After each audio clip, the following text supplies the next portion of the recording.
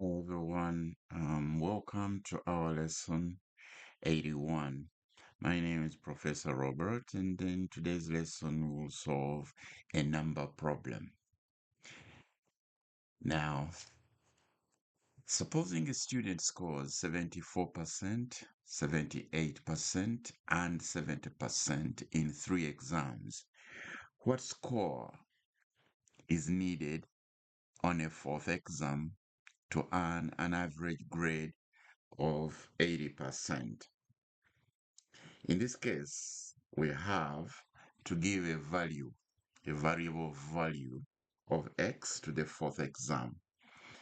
And the information given tells us that 74% plus 78% plus 70% plus x, the score we are looking for, when averaged, that is divided by 4, we should get a total of 80%.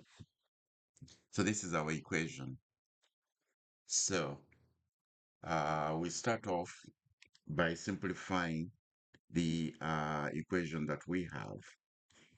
And when we add 74 to 78 to 70, we get a total of 222, of course, plus x,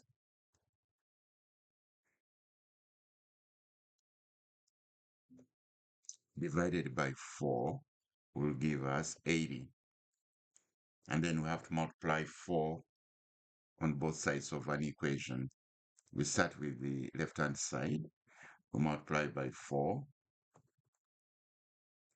And then we also multiply by 4 on the right-hand side. So this equation becomes 222 plus x is equal to 320. The 320? Yeah, 320. 320 on the right-hand side. Next, we subtract 222 from both sides. Subtract 222, 222. And on the left, we will be left with the x, which will equal to 98.